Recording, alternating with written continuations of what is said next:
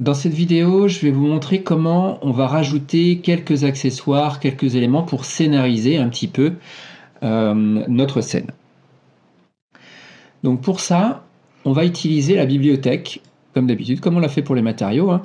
On a une bibliothèque qui est assez riche, hein. On a beaucoup d'éléments à notre disposition. Donc au niveau de la bibliothèque, dans Twinmotion, à partir du moment où vous êtes connecté ici avec votre compte, si vous avez bien fait votre sign-in, alors je vais le refaire parce qu'apparemment il n'en veut pas. Complète, ok. Donc là c'est bon. Vous allez avoir accès à des bibliothèques autres que celles de base de Twinmotion. Par exemple, vous avez le Megascan, QXL Megascan. Alors je vais vous montrer parce que toutes ces bibliothèques-là ont pignon sur rue, si je puis dire. Donc sur QXL ici, qxl.com, c'est une librairie spécifique pour tout ce qui est un peu image de synthèse et en particulier jeux vidéo, où vous allez retrouver des tas d'assets 3D issus de la nature. Vous allez voir, il y a des packs de plantes, il y a des choses qui sont hyper complets et qui sont super bien faits. Donc ça, c'est une super base de données, un super outil assez riche pour compléter vos scènes. On va retrouver aussi Sketchfab. Alors Sketchfab, c'est une bibliothèque ouverte, c'est communautaire, dans lequel vous allez retrouver des assets qui ont été créés par des utilisateurs. Donc vous en avez des gratuits, vous en avez des payants.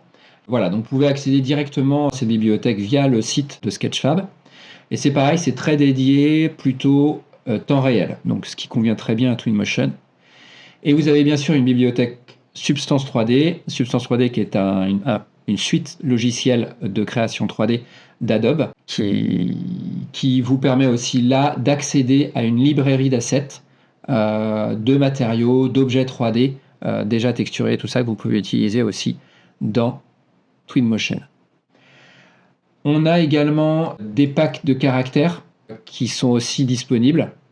Donc là, c'est pareil, alors c'est une bibliothèque de base, mais vous pouvez avoir accès à d'autres, vous pouvez importer sur les autres bibliothèques, vous trouverez aussi des personnages sur certaines, donc vous pourrez les utiliser. Mais il existe aussi d'autres sites qui permettent de récupérer des personnages.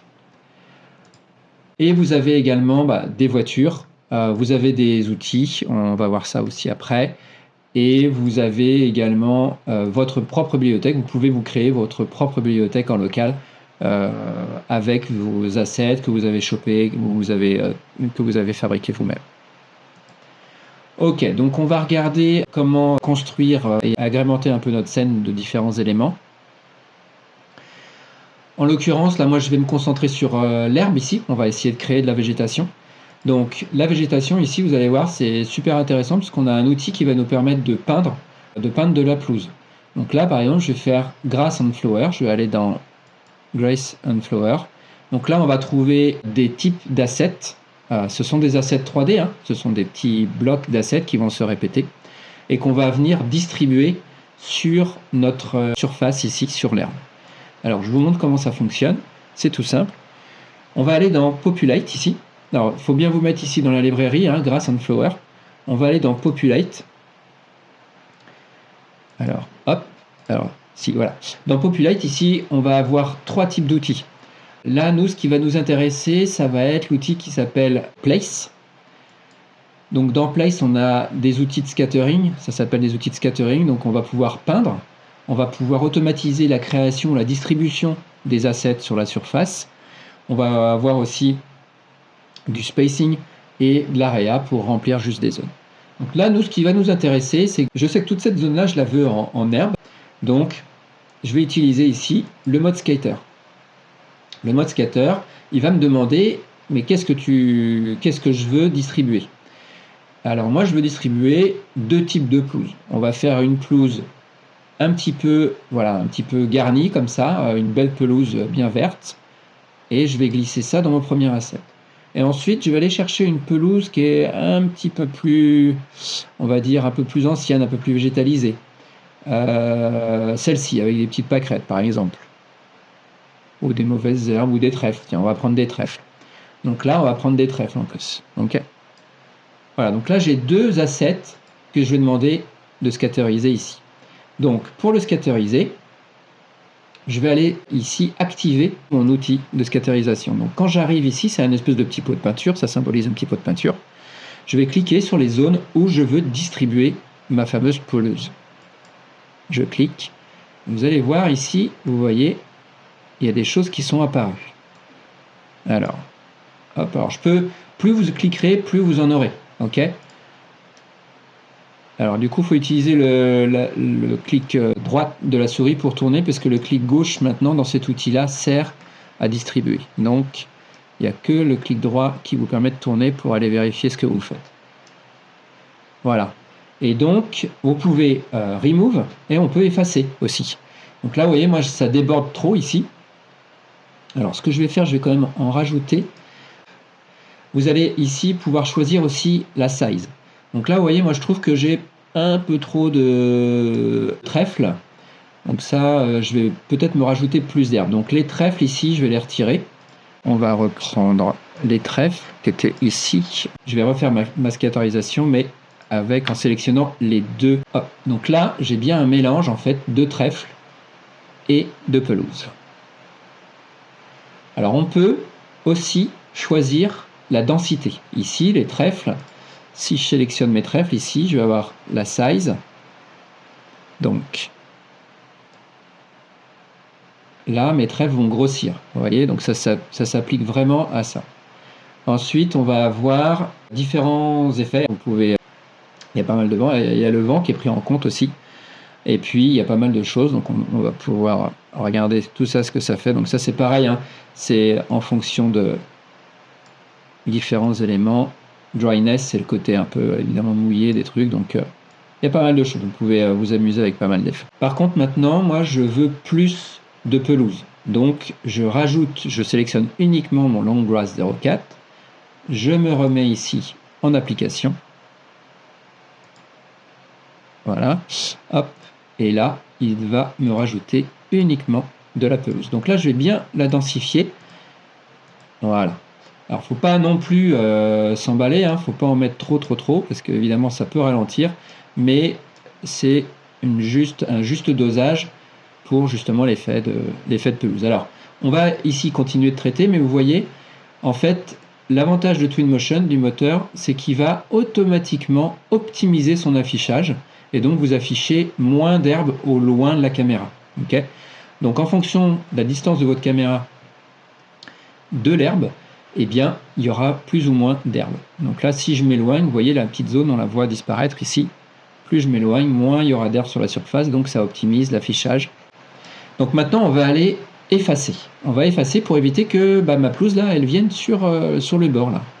Donc là, je me mets ici en mode d'effacer. Donc là, mon pinceau, il est énorme, hein, il est symbolisé par ça, donc je vais le réduire. J'ai pas besoin d'un truc aussi gros. Et je vais venir peindre ici et effacer les zones. Alors, hop. Normalement, il est censé m'effacer tout. Donc là, il m'efface uniquement. Il faut bien que je sélectionne les deux. Voilà.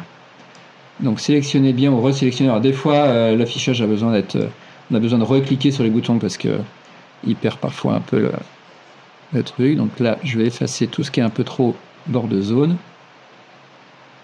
Et puis je vais aller me concentrer aussi sur tout ce qu'il y a ici.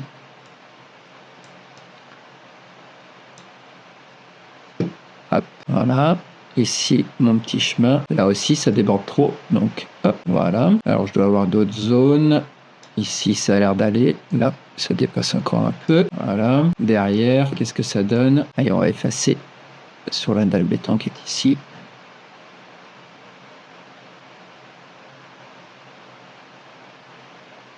Hop.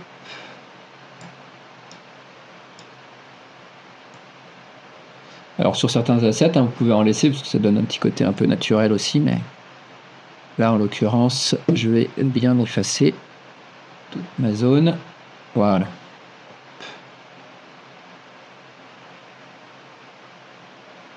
Ok, donc ça pour l'herbe c'est bon. Donc maintenant on va continuer d'agrémenter un petit peu notre scène. Donc, alors je vais resélectionner, alors on va sortir du mode d'édition, on fait échappe. Là, j'ai resélectionné, quand le zoom se perd un peu, j'ai resélectionné un objet, et puis j'ai fait F au clavier pour tourner. Ok, donc là, moi, je vais rajouter des arbres, des plantes et des cailloux, par exemple. Tiens, on va faire des cailloux. Donc, on va aller dans végétation, rock. Donc là, on a pas mal de cailloux. Je peux venir placer un caillou ici, un autre ici. Donc il y a un côté aléatoire hein, qui va être automatiquement appliqué. Je vais mettre quoi ici? Je vais mettre celui-là, là, par exemple. Je vais en mettre un ici.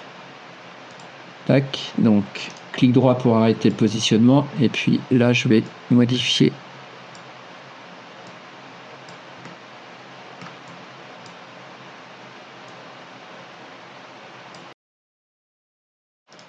Tac.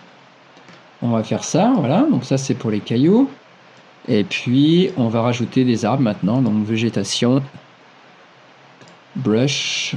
Alors, bushes, c'est les haies, pardon. Donc, tree. Donc là, on va avoir des trucs. Donc, vous avez un référentiel. Ce qui est intéressant dans les arbres, c'est que vous avez un petit référentiel ici de taille du personnage. Donc, ça peut nous aider. Donc là, on va faire ici. Donc là, c'est pareil. Hein, il va faire en aléatoire les choses. Donc là, je vais me rajouter quelques arbres là.